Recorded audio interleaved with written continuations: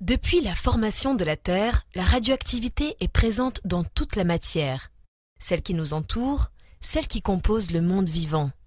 Tout est naturellement radioactif, le sol sur lequel nous marchons, l'atmosphère que nous respirons et les aliments que nous mangeons. Notre corps lui-même est radioactif. Ce n'est qu'à partir de 1896, grâce à la découverte d'Henri Becquerel, que la radioactivité est devenue un sujet d'étude majeur. Traitement de tumeurs cancéreuses et autres applications médicales, production d'énergie électrique et d'armes stratégiques de dissuasion, datation de vestiges archéologiques. Ces applications ont profondément marqué le XXe siècle. Comme d'autres à son époque, le physicien allemand Wilhelm Conrad Röntgen étudie les rayons cathodiques grâce au tube inventé par William Crookes vers 1875. En novembre 1895, lors d'une expérience, il découvre par hasard la présence de rayons inconnus, invisibles et distincts des rayons cathodiques. Il les appelle rayons X. Présentée à l'Académie des sciences de Paris, cette découverte attire l'attention d'Henri Becquerel, physicien français et spécialiste des phénomènes de phosphorescence. Il se demande alors si toutes les substances phosphorescentes émettent des rayons X et tente de le vérifier au cours d'une expérience réalisée en 1896 qui le conduira à découvrir la radioactivité naturelle. Becquerel utilise des sels d'uranium dont la phosphorescence a une très courte durée. Pour entretenir cette phosphorescence, l'échantillon doit être éclairé par le soleil. Et pour déceler leur rayonnement, il a recours à la photographie, un procédé dont il se sert couramment et qu'il maîtrise parfaitement. En janvier 1896, Becquerel enveloppe une plaque photographique dans du papier noir pour qu'aucune lumière ne puisse l'impressionner. Puis, il dépose dessus une plaque de cuivre et un échantillon de sel d'uranium.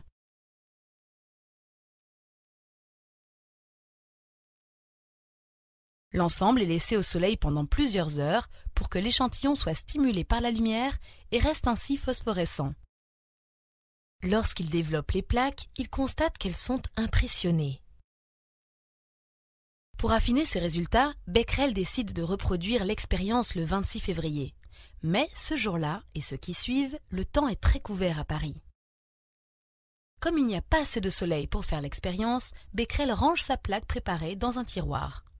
Le 1er mars 1896, le soleil n'est toujours pas là. Becquerel décide de développer quand même la plaque photographique, bien qu'il s'attende à la trouver faiblement impressionnée. Quelle surprise! La plaque photographique, qui n'a jamais été exposée aux rayons du soleil, est fortement impressionnée. Pour expliquer ce phénomène, Henri Becquerel émet une hypothèse. Avant d'être déposés sur la plaque, les sels d'uranium avaient emmagasiné une quantité considérable d'énergie lumineuse. Et c'est cette énergie, transformée en rayons X, qui a impressionné la plaque photographique. Pour vérifier son hypothèse, Becquerel dispose des composés d'uranium dans une boîte de plomb qu'il enferme dans son tiroir le temps que l'énergie lumineuse, éventuellement emmagasinée, disparaisse complètement. Ainsi, cet uranium ne pourra pas impressionner une nouvelle plaque photographique. 2 mois plus tard, Becquerel réalise l'expérience. Nouvelle surprise, la plaque photographique est quand même impressionnée. Becquerel retente l'expérience à plusieurs reprises et obtient le même résultat à chaque fois. Il en conclut que ce n'est pas l'énergie lumineuse emmagasinée par l'uranium qui impressionne la plaque. Becquerel élabore alors une deuxième hypothèse. Il suppose que l'impression de la plaque provient d'une certaine forme chimique des composants. Pour tester cette hypothèse, il reproduit l'expérience avec plusieurs composés d'uranium, phosphorescents ou non phosphorescents, puis avec des corps phosphorescents autres que des composés d'uranium, comme la fluorine ou le platinocyanure de baryum. L'impression de la plaque se produit avec tous les composés d'uranium, phosphorescents ou non, mais avec aucun des autres composés phosphorescents. Becquerel a ainsi démontré que l'émission de rayons par les sels d'uranium n'est pas liée à la phosphorescence, que les rayons ne sont pas des rayons X, mais des rayons propres à l'élément uranium. Il les appelle rayons uraniques et communique ses résultats à l'Académie des sciences. Moins spectaculaires que les rayons X de Röntgen, les rayons uraniques de Becquerel suscitèrent, au départ, peu d'intérêt parmi la communauté scientifique. Il fallut attendre 2 ans et les travaux de Marie Curie, rejointe par son mari Pierre Curie, pour que l'importance de la découverte de Becquerel soit mise en évidence. En montrant que des corps autres que l'uranium émettent spontanément des rayons uraniques, ils ont défini plus précisément ce phénomène majeur de la nature qu'est la radioactivité, c'est-à-dire l'émission de radiation par une substance inerte sans apport d'énergie extérieure.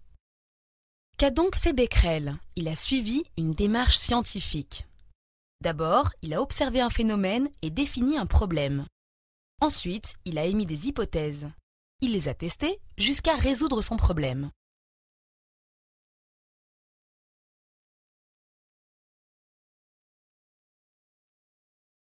Il a élaboré une théorie qu'il a ensuite validée.